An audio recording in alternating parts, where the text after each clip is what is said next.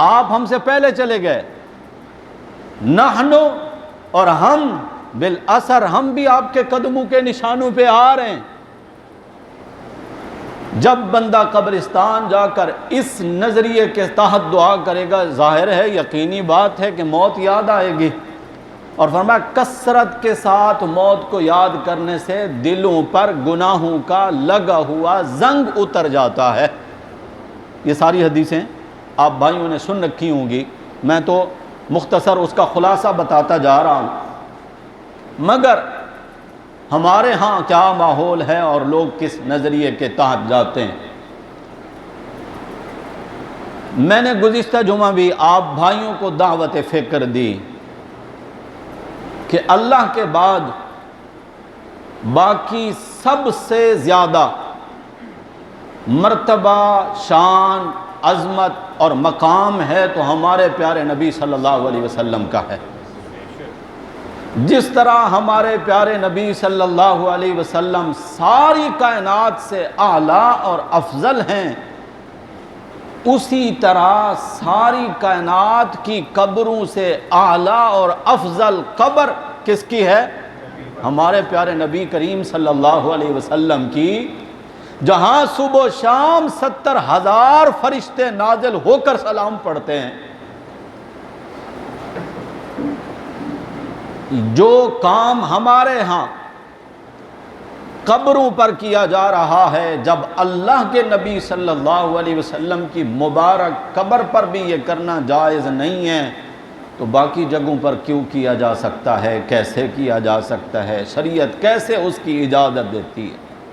یہ باتیں چونکہ عقائد کے متعلق ہیں، نظریے کے متعلق ہیں، اسی سے نمازیں بھی قبول ہوتی ہیں، روزے بھی قبول ہوتے ہیں، حج اور زکوٰۃ بھی قبول ہوتی ہے کہ بندے کا عقیدہ درست ہو۔ صحابہ نے پیارے نبی صلی اللہ علیہ وسلم کی مبارک تعلیمات کو کیسے سمجھا، اللہ کے نبی صلی اللہ علیہ وسلم نے ان کی کیسی تربیت کی، تو نام پھر آ گیا حضرت عمر فاروق رضی اللہ تعالیٰ عنہ کا۔ آپ کا زمانہ خلافت ہے، قحط پڑ گیا، بارشیں بند ہو گئیں، بارشیں نہیں ہوتی، کھیتیاں نہیں ہوتی، گھاس نہیں ہوتا، جانور چر نہیں سکتے، جانور بھوکے مرنے لگتے ہیں۔ جب قحط پڑتا ہے پھر دودھ دستیاب نہیں، پھر گوشت دستیاب نہیں، پھر غذاؤں کی قلت، پھر کھانے پینے کی قلت۔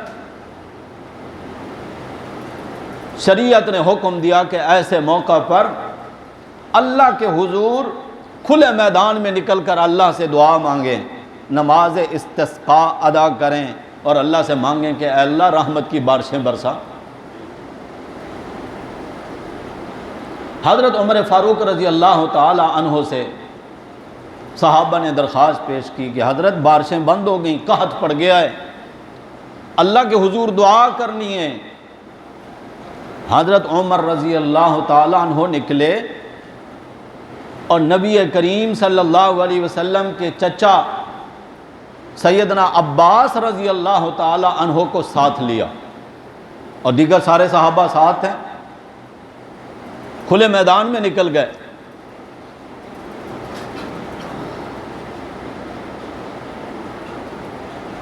اللہ کے حضور دعا کرتے ہوئے حضرت عمر عرض کرتے ہیں، پچھلے جمعہ کے خطبات میں جو حاضر تھے ان کے ذہن میں ضرور یہ بات ہوگی کہ جہاں کہیں بھی اللہ کی ذات سے منسلک شرک کا ذرا سا شبہ بھی تھا، حضرت عمر نے وہ کام چھوڑ دیا۔ حضرت عمر اللہ کے حضور دعا کر رہے ہیں، اے اللہ جب تک تیرے نبی صلی اللہ علیہ وسلم ہم میں موجود تھے، ہم تیرے نبی کے ذریعے آپ سے دعا کرتے تھے اور آپ بارش برساتے تھے، آج تیرے نبی ہم میں موجود نہیں ہیں، ہم تیرے نبی کے چچا کو لے کر آئے ہیں، میرے اللہ آج اللہ کے نبی کے چچا دعا کریں گے، آپ مہربانی فرمائیں بارش برسا دیں۔ یہ دعا حضرت عمر رضی اللہ تعالیٰ عنہ کہاں کھڑے ہو کے کر رہے ہیں؟ مدینہ منورہ میں. اور نبی کریم صلی اللہ علیہ وسلم کا روضہ اطہر کہاں ہے؟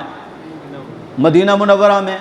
نبی کریم صلی اللہ علیہ وسلم کی قبر اطہر کہاں ہے؟ مدینہ منورہ میں. بارش کی دعا کے لیے حضرت عمر رضی اللہ تعالیٰ عنہ نبی کی قبر پہ گئے ہیں یا اللہ سے مانگا؟ میرے نبی کی قبر سے بڑی کوئی قبر ہے کوئی شان والا؟ ہے کوئی عظمت والا؟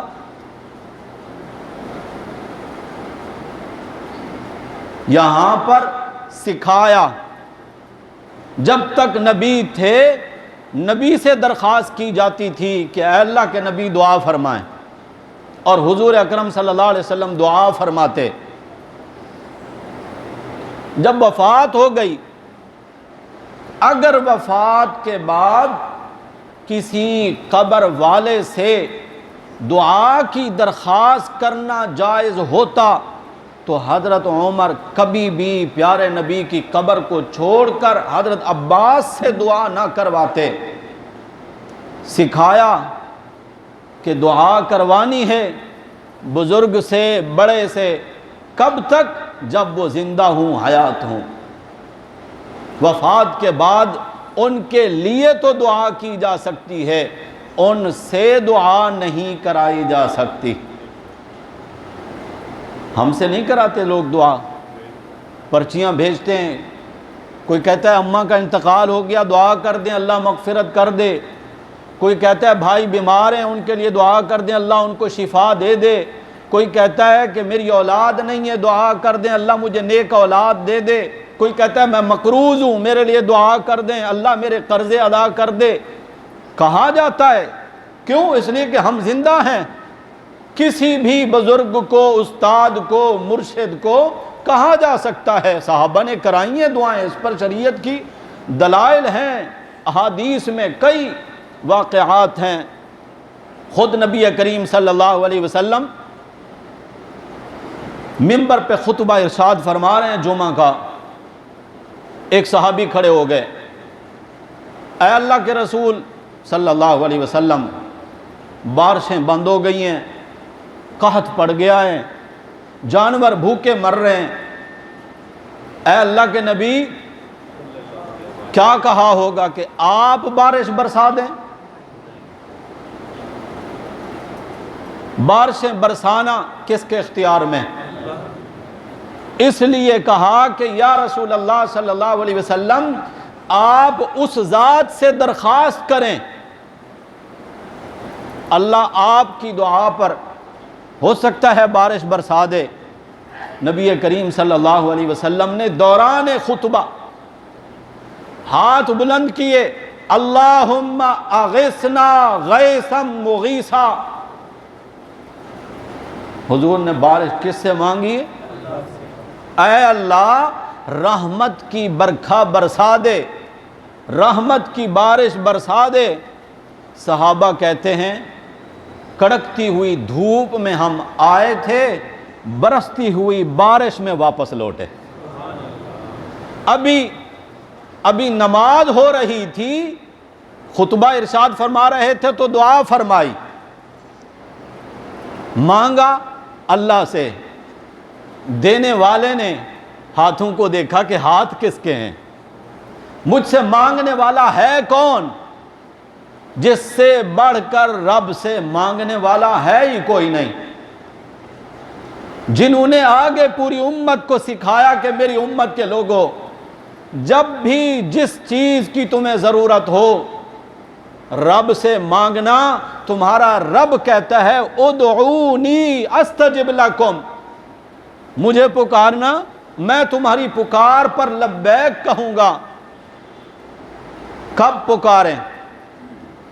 کوئی وقت، کوئی ٹائم. فرمایا اذا سألک عبادی عنی فانی قریب اجیب دعوت الداع اذا دعان. قرآن پڑھ رہا ہوں، دوسرا پارہ ہے. فرمایا جب بھی پکارنے والا مجھے کوئی پکارتا ہے اجیبو، میں جی جی کہہ کے لبیک کہتا ہوں، اذا دعان، جب بھی کوئی پکارے، وہ دن کا اجالا ہو رات کا اندھیرا ہو، کیونکہ تمہارا رب ہی تو وہ ہے لا تأخذہ سنۃ ولا نوم، سوتا نہیں ہے، سونا تو دور کی بات، اسے تو اونگ بھی نہیں آتی، وہ غفلت میں نہیں پڑتا، اس کی تو شان یہی ہے یسألہ من فی السماوات والارض کل یوم ہوا فی شأن، تمہارا رب کہتا ہے کہ مجھ سے تو آسمان والے بھی زمین والے بھی ہر وقت مانگ رہے ہیں، اور میری شان یہ ہے کہ میں ہر وقت ان کی ضرورتیں پوری کر رہا ہوں۔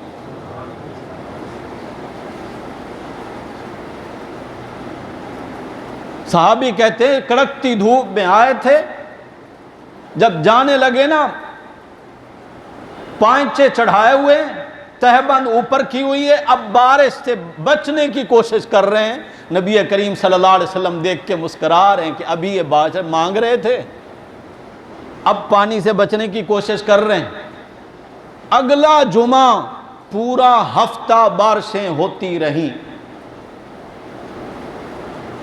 اگلے جمعے کو اسی طرح نبی کریم صلی اللہ علیہ وسلم خطبہ ارشاد فرما رہے ہیں۔ وہی صحابی یا کوئی دوسرا صحابی، حدیث روایت کرنے والے راوی کو شک ہے کہ وہی تھا یا کوئی دوسرا تھا، اس نے پھر کھڑے ہو کر عرض کیا یا رسول اللہ اب تو ہم ڈوبنے لگے، اتنی بارشیں ہو گئیں، جانوروں کے باندھنے کی خشک جگہ بھی اب باقی نہیں رہیں، اللہ کے حضور دعا کریں۔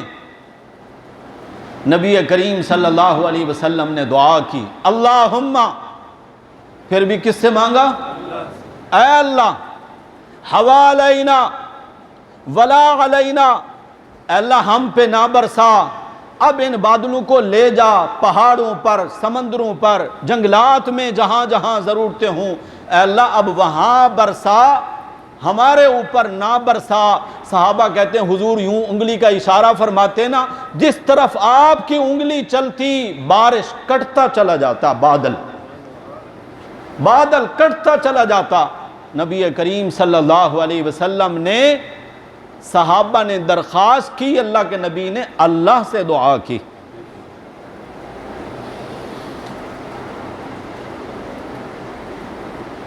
زندہ بزرگ سے، پیر سے، استاد سے، مرشد سے، عالم سے دعا کرائی جا سکتی، یہ جائز، اس میں کوئی قباحت نہیں۔ حضرت ابو ہریرہ رضی اللہ تعالیٰ عنہ مشہور صحابی ہیں، بچپن میں یتیم ہو گئے تھے، ماں نے بڑے ناز کے ساتھ پالا، جوان ہو گئے، دین اسلام کے کلمے کی آواز کان میں پڑی، اللہ نے ہدایت دی، مسلمان ہو گئے، ماں ابھی تک کافرہ ہے۔ ابو ہریرہ میرے نبی کی خدمت میں حاضر ہوئے، پریشان ہیں۔ حضور نے فرمایا اباہر کیا ہوا، کیوں پریشان ہو؟ یا رسول اللہ اماں جو ہے وہ مسلمان نہیں ہے، اکثر مجھے برا بھلا کہتی ہے باپ دادا کا مذہب تو نے چھوڑ دیا ہے، واپس آ جا، مجھے برا بھلا کہتی ہے، برداشت ہے، آج حد ہو گئی یا رسول اللہ، وہ آپ کو برا بھلا کہہ رہی تھی، میں آپ کا غلام سب کچھ برداشت کر سکتا ہوں، آپ کی توہین اور گستاخی برداشت نہیں کر سکتا، اگرچہ میری ماں ہے۔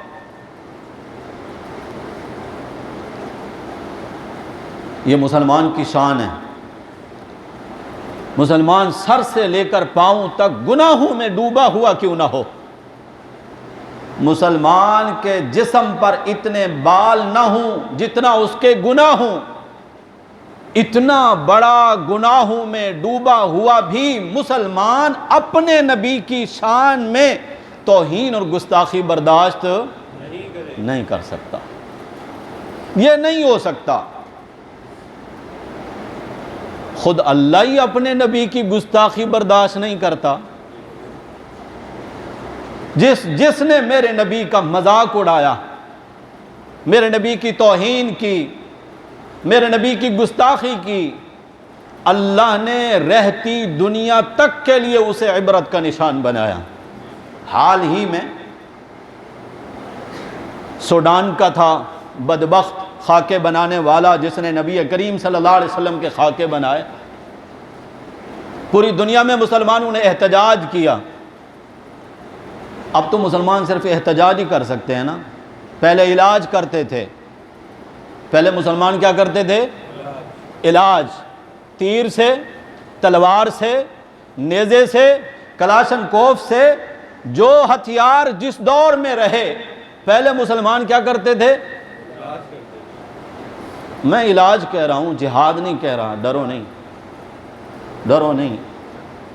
جہاد آپ کے ملک میں، جہاد کا نام بلند کرنا، جہاد پر بات کرنا دہشت گردی ہے نا، اس لیے میں علاج کہہ رہا ہوں. پہلے مسلمان احتجاج نہیں کرتے تھے. جس کا جہاں بس چلتا وہ اپنے نبی کی توہین کرنے والے کا کیا کرتا تھا؟ علاج کرتا تھا. اب تو صرف احتجاج ہی کرتے ہیں. اپنے ملک میں روڈ بلاک کر دیں گے، جلوس نکال لیں گے، جھنڈے اٹھائیں گے، چیخیں گے، پکاریں گے. وہ بیٹھا سوڈان میں، اس کو کیا ہونا ہے؟ اللہ نے فرمایا تم احتجاج کرتے رہو، میں اپنے نبی کی گستاخی برداشت نہیں کرتا. 3 دن پہلے کی خبر ہے، وہ گستاخ گاڑی میں جا رہا ہے، حکومت وقت نے اس کو گارڈ بھی دیے وہ حفاظت کے لیے. پتہ تھا نا کہ اس کو کوئی بھی مسلمان اگلے جہان بھیج سکتا ہے، جہنم میں. گاڑی کو آگ لگی، جل کر راکھ ہو گیا. 3 دن پہلے کی بات ہے. ابو لہب کی بات نہیں کر رہا ہوں، وہ بھی عبرت کا نشان بنا تھا. جس نے میرے نبی کی جس دور میں جب کبھی توہین کی، گستاخی کی، مذاق اڑایا، اللہ نے اسے عبرت کا نشان بنایا. ابھی کا تازہ واقعہ اس لیے سنایا ایمان اور زیادہ پکا ہو جائے اپنے نبی کی ذات پر. انسان کچھ بھی نہیں ہے، مسلمان اس کا آخری سہارا نبی کریم صلی اللہ علیہ وسلم کی شفاعت ہے. حضرت ابو ہریرہ کہتے ہیں یا رسول اللہ، اماں نے آج آپ کو برا بھلا کہا ہے. ابو ہریرہ یہ برداشت نہیں کر سکتا. کس کی بات برداشت نہیں کر رہا؟ ایک طرف اماں ہیں، ماں ہیں، جس نے 9 مہینے پیٹ میں اٹھایا، بچپن سے لے کر 18 سال تک ابو ہریرہ کی پرورش کی. وہ ابو ہریرہ اب موازنہ کر رہا ہے، ایک طرف میرے نبی ہیں، دوسری طرف امی ہیں، کس کو ترجیح دینی ہے؟ تو حضور نے فرمایا میں کیا کروں؟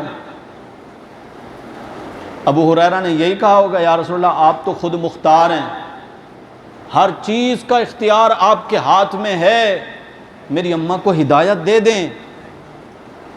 یہی کہا ہوگا. ابو ہریرہ کہتے ہیں یا رسول اللہ آپ جس کے رسول ہیں اس سے دعا کریں نا، اللہ میری اماں کو ہدایت دے دے، سر دردی ختم ہو جائے ہر روز کا. نبی کریم صلی اللہ علیہ وسلم نے یوں ہاتھ بلند کیا، اللہم اہدی ام ابی ہریرہ. حضور نے ادھر ہاتھ بلند کیے، اے اللہ ہدایت دے ابو ہریرہ کی اماں کو. اور ابو ہریرہ اٹھ کے بھاگے، بازار میں سے دوڑتے ہوئے جا رہے ہیں. صحابہ نے دیکھا یہ صوفی آدمی ہے، سادہ سا آدمی ہے، کبھی اس کو بھاگتے ہوئے نہیں دیکھا.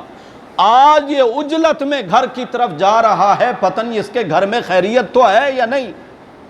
ایک صحابی بھاگتے ہوئے آئے، ابو ہریرہ کو پکڑا، خیریت ہے؟ جلدی میں. کہنے لگے چھوڑو مجھے. کیوں؟ میرے نبی نے میری اماں کی ہدایت کے لیے ہاتھ بلند کیے ہیں، میں دیکھنا یہ چاہتا ہوں کہ میں گھر پہلے پہنچتا ہوں یا اللہ میرے نبی کی دعا کو پہلے قبول فرماتے ہیں. اور حضرت ابو ہریرہ رضی اللہ تعالیٰ عنہ جب گھر پہ پہنچے تو اندر اماں نے باہر کا دروازہ بند کر کے وہ غسل کر رہی ہیں. باہر سے آواز لگائی تو ہم نے کہا انتظار کرو. جب غسل سے فارغ ہوئیں ابو ہریرہ اندر داخل ہوئے. پہلی ہی گفتگو ماں کی یہ تھی اپنے نبی کی خدمت میں مجھے لے چلنا, کلمہ پڑھا دے مجھے بھی. صحابہ نے دعائیں کرائی ہیں میرے نبی صلی اللہ علیہ وسلم سے, لیکن قبر پہ جا کر نہیں کرائیں. مسلمانوں اپنا عقیدہ بناؤ, زندہ بزرگ سے دعا کرائی جا سکتی ہے. اور یوں بھی نہیں ہے کہ صرف بڑے دعا کریں جو مرتبے میں بڑے ہیں, چھوٹے ان کے لیے دعا نہیں کر سکتے. چھوٹے بھی دعا کر سکتے ہیں, چھوٹوں کو بھی کہا جا سکتا ہے, عمر میں چھوٹے نہیں مرتبے میں چھوٹے, کہا جا سکتا ہے کہ میرے لیے دعا کریں. آپ کہیں گے اس پر دلیل, اس پر بھی دلیل دے دیتے ہیں.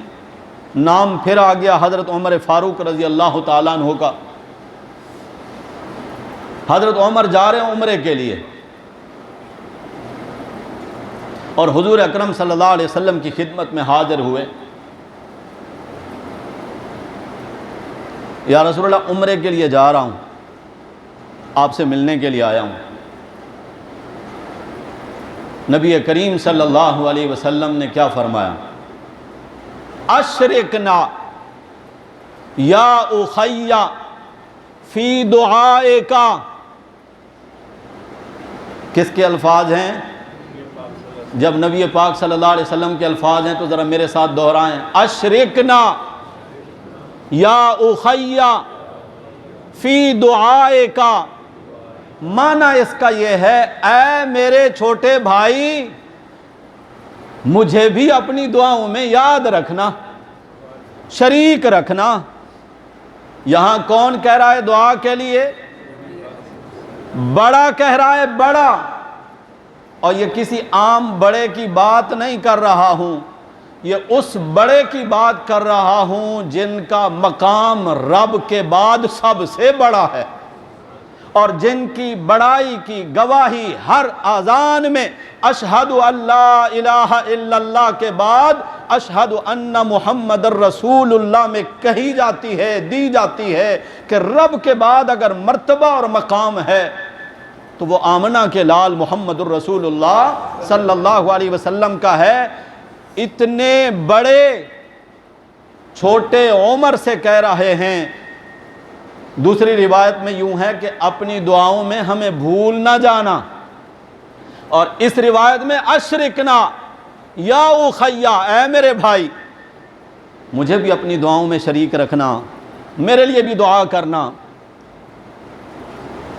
بڑے بھی چھوٹوں سے کہہ سکتے ہیں. ہمارا ماحول کیسا ہے؟ کوئی پیر صاحب کبھی کہتا ہے مریدوں کو کہ میرے لیے بھی دعا کرنا؟ وہ اگر یہ کہے کہ میرے لیے دعا کرنا تو پھر آگے سے مرید کہیں گے کہ ہم جو اتنے نذرانے دیتے ہیں اور ٹوکرے لے کر آپ کے پیچھے پھرتے ہیں, آپ بھی ہماری دعاؤں کے محتاج ہیں.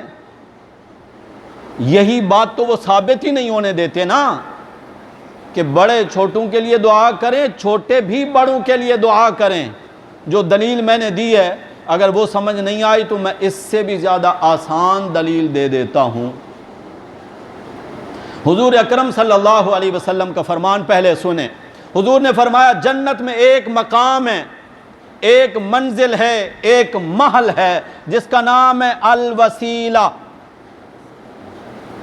الوسیلہ اس محل کا نام ہے, اس منزل کا نام ہے. فرمایا اللہ صرف ایک بندے کو وہ عطا کریں گے. اور حضور فرماتے ہیں میں اللہ کی رحمت سے امید رکھتا ہوں کہ اللہ وہ مقام مجھے ہی دیں گے.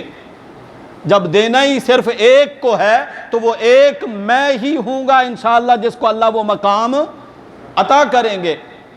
وسیلہ کا معنی ہوتا ہے قرب, نزدیکی. وہ کتنا قرب ہے مقام وسیلہ ہے کہاں؟ فرمایا اللہ کا عرش اس کی چھت ہے. سقفہ عرش الرحمن، فرمایا وہ جو مقام الوسیلہ ہے اس کی چھت کیا ہے؟ یعنی اللہ کے عرش سے نظر نیچے پڑے گی تو مقام وسیلہ پہ پڑے گی۔ اور حضور فرماتے ہیں میری امت کے لوگوں تم بھی میرے لیے، الفاظ پہ غور، تم بھی میرے لیے اللہ سے اس مقام وسیلہ کی دعا کیا کرو ہر اذان کے بعد۔ جس میرے امتی نے میرے لیے اللہ سے وسیلہ مانگا میں قیامت کے دن اس کی شفاعت کروں گا۔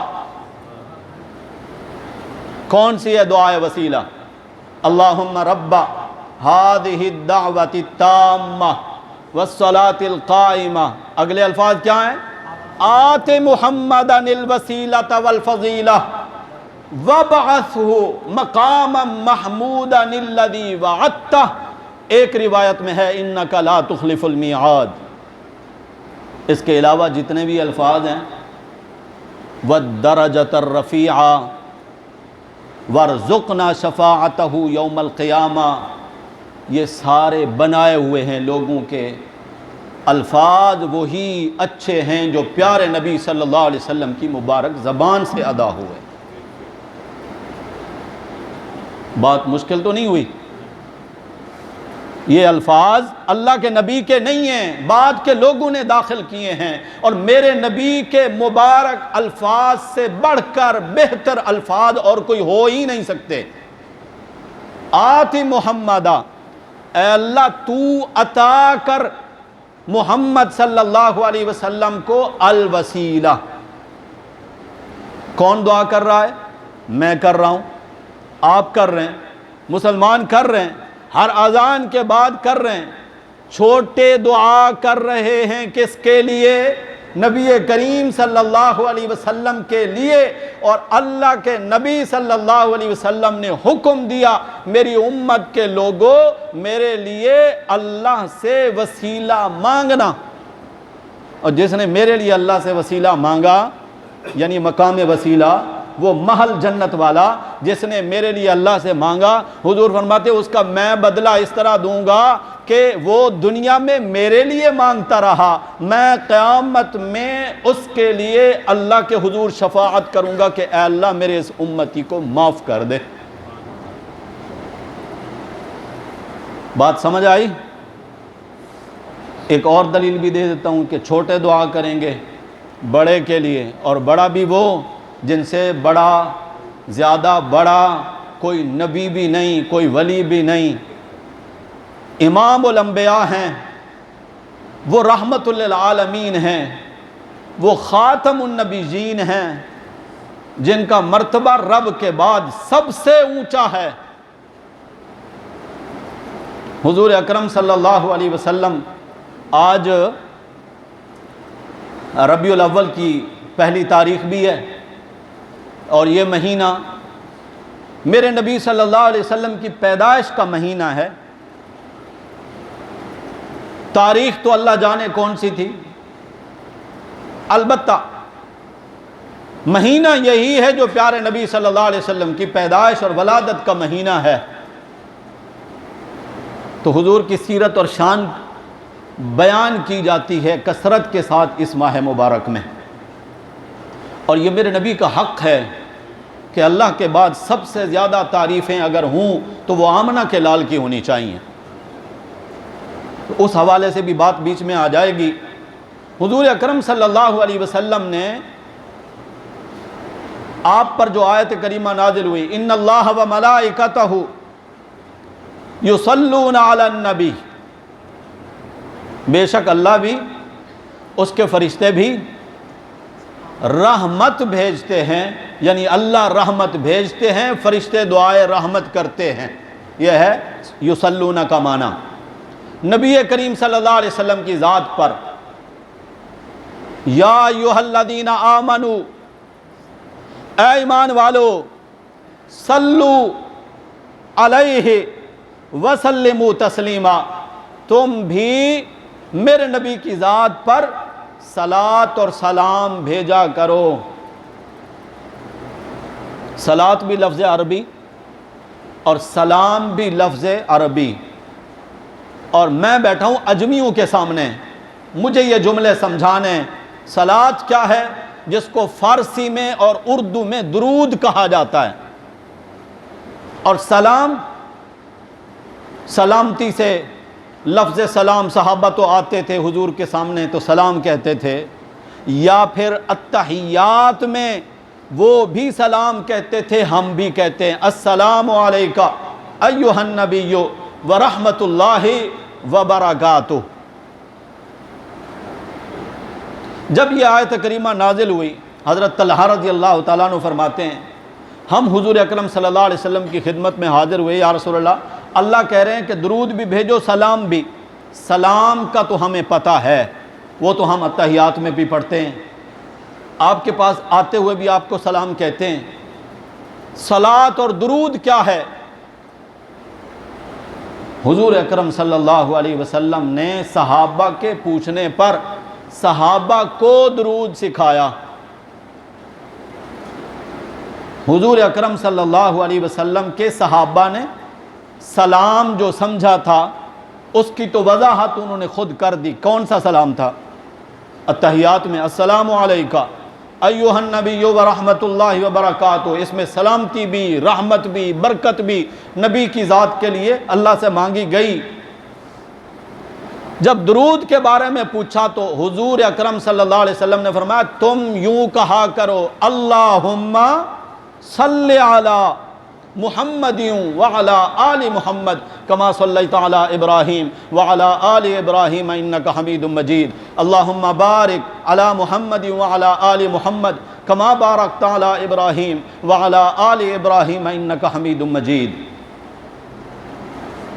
حضور نے فرمایا تم یوں کہا کرو اللہم، اے اللہ، تو یہ درود کیا ہو گیا؟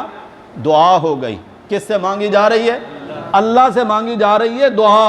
اے اللہ صلی علی، تو درود بھیج محمد صلی اللہ علیہ وسلم کی ذات پر اور ان کی آل پر۔ اللہم صلی علی محمد وعلی آل محمد کما صلیت علی ابراہیم، جس طرح کہ تو نے درود بھیجا حضرت ابراہیم علیہ السلام کی ذات پر ان کی آل پر۔ تو یہ درود بھی بڑے نے سکھایا چھوٹوں کو، میرے لیے یہ دعا بھی کیا کرو کہ اے اللہ تو رحمت بھیج محمد صلی اللہ علیہ وسلم کی ذات پر۔ تو یہ جو ہم درود پڑھتے ہیں، ہم گناہگار، سیاہ کار، ہم بہت چھوٹے، اتنا چھوٹے کہ نبی کریم صلی اللہ علیہ وسلم کے مبارک جوتے بہت اونچے ہیں۔ جس سواری پر میرے نبی صلی اللہ علیہ وسلم سوار ہوئے، جس اونٹنی پر، جس خچر پر، جس حمار پر اللہ کے نبی صلی اللہ علیہ وسلم سوار ہوئے، اس کے سم اور پاؤں کے ساتھ بھی جو مٹی کے ذرات لگے ہیں، ہم تو ان ذرات تک بھی نہیں پہنچ سکتے۔ ہم تو اتنا چھوٹے ہیں، لیکن ہم چھوٹوں کو بھی میرے نبی صلی اللہ علیہ وسلم نے فرمایا میرے لیے یوں دعا کیا کرو اللہم صلی علی، اے اللہ تو رحمت بھیج محمد صلی اللہ علیہ وسلم کی ذات پر۔ یا رسول اللہ ہمیں کیا ملے گا؟ ہم جو اگر آپ کے لیے وسیلے کی دعا مانگیں تب تو شفاعت ملے گی نا، وعدہ کر دیا نا، تم میرے لیے وسیلے کی دعا کرو، میں تمہارے لیے کیا کروں گا؟ جو جاگ رہے ہیں وہ تو بولو یار، میں شفاعت کروں گا۔ اگر ہم آپ کے لیے رحمت کی دعا کریں کہ اے اللہ تو رحمت بھیج محمد صلی اللہ علیہ وسلم پر، ہمیں کیا ملے گا؟